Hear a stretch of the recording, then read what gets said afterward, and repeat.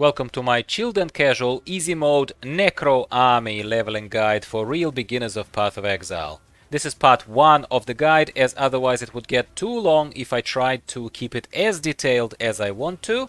So please like it so that more people can see it, and subscribe so you don't miss part 2 when it's released.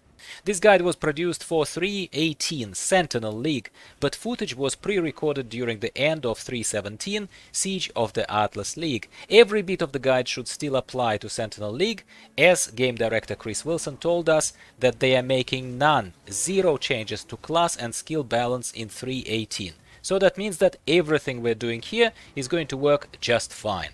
As always, please use chapters below that will direct you to the act of the game as we level through the campaign or important bits of it. But I do recommend watching the whole thing. Just take your time, there's no rush, right? Because I will give you on-the-spot recommendations when it comes to rewards, etc. And if you fast forward, you will just miss all of that information. I do not claim this to be the quickest or most efficient or complete even leveling guide out there. Not at all. There are plenty of very good guides from specialists. I'm not a specialist. This is just how I level, and I've leveled a lot of characters in Path of Exile over the years. My only goal with this guide, and most of my other Path of Exile videos, is to talk to real beginners who don't get as much love from the other PoE creators or game director himself, as we know, as they are all focused on top-end game these days and think that mundane leveling topics are beneath them. I am kidding. Not really. Having leveling uniques helps massively, but if you are completely fresh to the game or this league, you start the league with nothing, right? So you will not have all of that, which is why we will not overthink it. My recommendation to you as a noob is to not overthink it. Just pick the best gear you can find and equip intellect, strength, life and minion damage gear wherever you can find it. Remember that the goal of this guide is to keep things very simple and basic, on purpose. With all of this out of the way, let's get started with the guide then. As you start the game, you roll a witch, obviously, in the current league, which is going to be Sentinel 3.18 very soon. And you make sure that you don't pick solo self-found mode, so that you can trade with people later, if you choose to do that, to get all those juicy uniques I was just talking about. You start by equipping Fireball spell and Arcane Surge once you find it, kill Hillock and enter Lion's Eye Watch, where you change your main attack straight away to Freezing Pulse, because it's much better. You either get it as a reward for killing Hillock or you buy it from Nessa. You also take or buy Summons Zombies. So Summon Zombies is going to be your staple ability throughout the whole game, basically, as a Minion Summoner. And this is where we get it straight away. I would also recommend that you go to the settings of the game, UI section, and tune the map overlay settings to be more transparent. Just play with those settings there a little bit. We're not going to stop on that. No, we're not going to focus on it here. So that you can keep it on, like press tab and the map stays on as you run around, particularly in dense corridors, underground maps, and so that you can find your way around, basically, if you are very new to the game. I would also turn on the setting that allows you to show health bars for friends. You'll have zombies and a bunch of other minions to look after, so it's very important to get visual cues immediately as soon as one of them is very low on health and should be resummoned before they die. Yeah, and when they die, you obviously resummon them. Also, get used straight away to periodically checking how many zombies you are allowed to summon. You start with 3. You mouse over your summon zombie mapped keybind, and in the description there, in a little tooltip, you should be able to see how many you can summon. Even without any special point investment, this number will grow with no particular notification to you. So you obviously want to resummon and run with maximum number of zombies rather than stick to 3, while in fact you might already be able to summon, say, 5.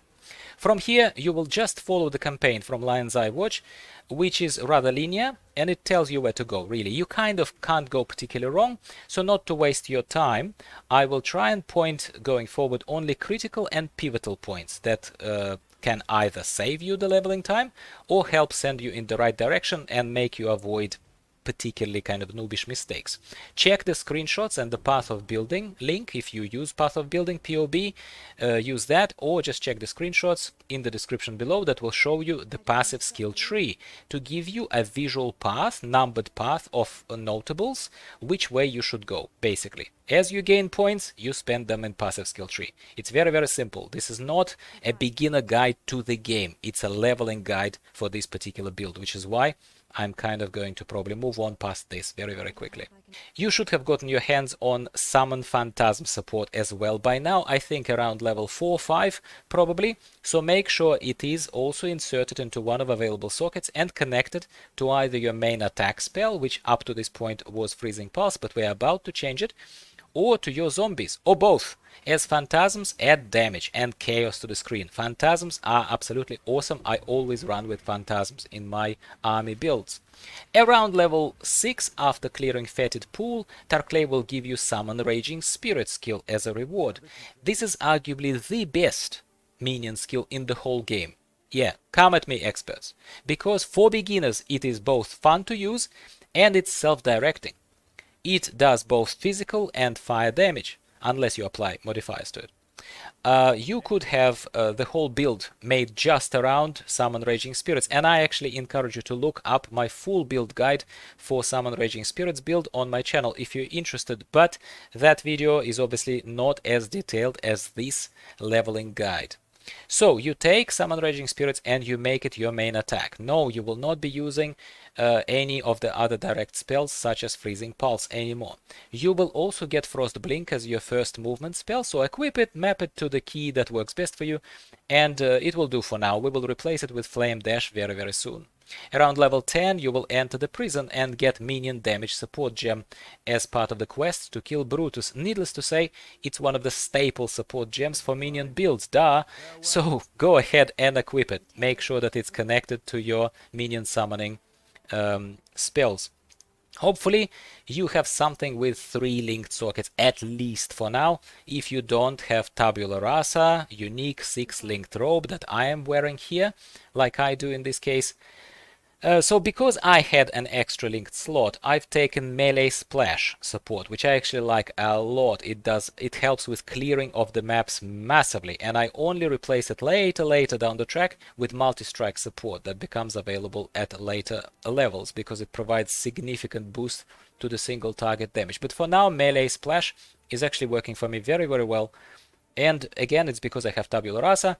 I could actually cluster all of my useful gems, such as Summon Raging Spirits and Summon Zombies, as part of one item in those six sockets, linked sockets. So all of the extra support gems were applying to both those summoning spells. Do you know what I mean? So it was very convenient for me, but you don't have to go that way. You can have just 2 separate clusters, one for Summon Raging Spirits, another one for Zombies, and you'll be fine. Around level 11 you will finish the area and kill Brutus and get Flame Dash as a reward from Tarklay. Replace Frost Blink with it and never look back, because Flame Dash is the single best movement spell in the game. Don't listen to anyone who ever tells you otherwise. Around level 12 you will do the objectives in Ship Graveyard, you will unlock Merveil's Caverns, and Nessa will give you Flesh Offering Gem as a reward. Take it and start using it straight away. It boosts damage of your minions and is awesome at this stage of the game and throughout the game for you as a summoner.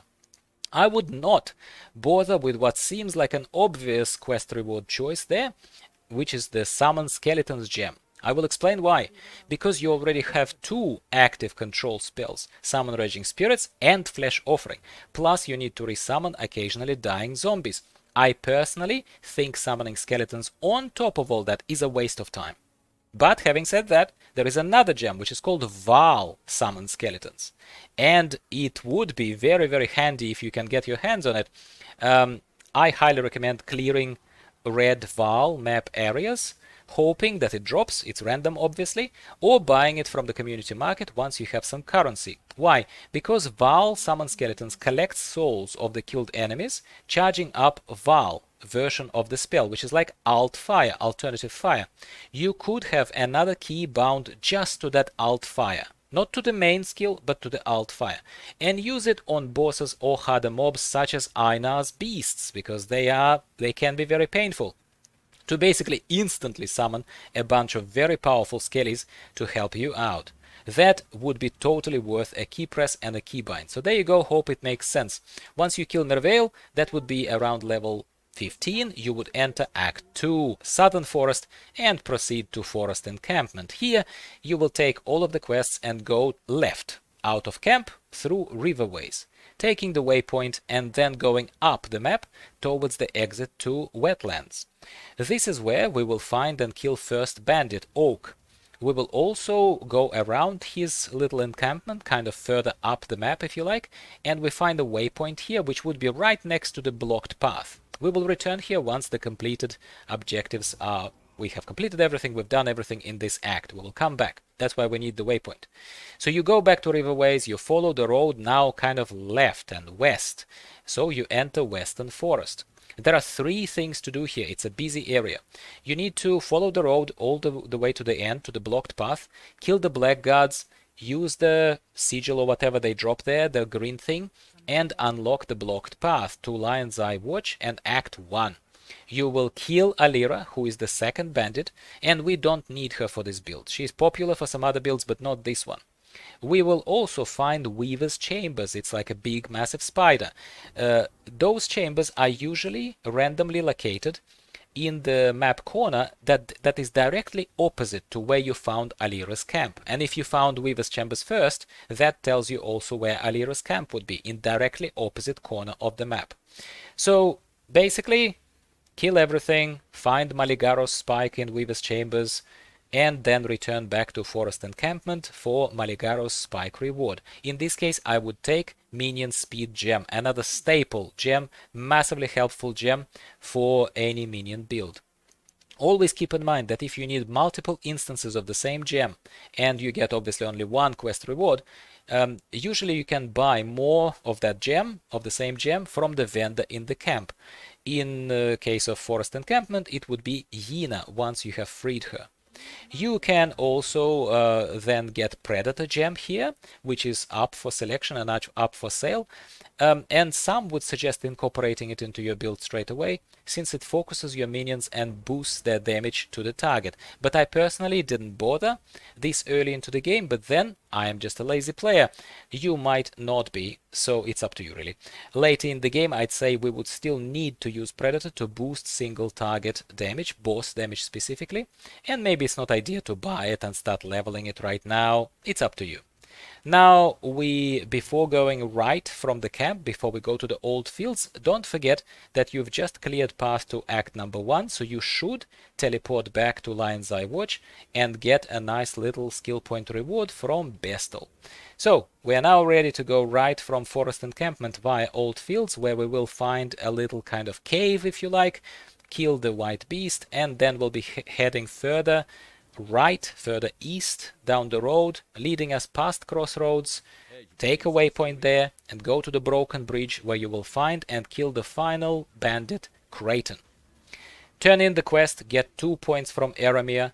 So awesome when you can fill out 2 points at once, isn't it? Always feels great. Do a couple of remaining quests around there, go save Yina if you haven't done that yet, and then get the old golden hand from the crypt. Just as a reminder, which I forgot to mention straight away, but never too late, you should be doing trials of Ascendancy areas of the maps. Usually underground maps, usually labyrinth maps that you encounter very frequently. They are those kind of greenishly glowing areas, such as the one you will find in the crypt. But I'm pretty sure there was also one in prison, if I'm not mistaken, since I've just blitzed past it this time, because you unlock those once per league, and I had it already unlocked, so I kind of didn't pay attention to it, but I should have.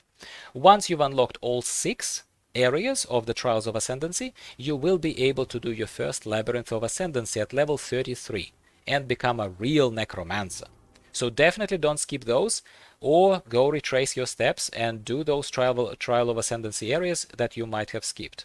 Once all quests are done and there is nothing left to do in the area, it would be probably around level 25, you go and poison that ancient tree and enter Vaal ruins and progress to Vaal pyramid.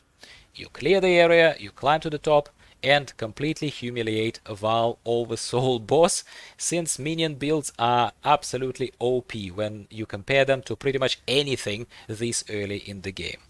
This is where we enter Act 3, my friends. We save Clarissa pretty much straight away from some evil dudes and take the path via San, but don't go into the center of town, just go kind of on the edge of it towards Crematorium. Find Crematorium and save her lost love, Tolman, so to speak. We kinda saved them.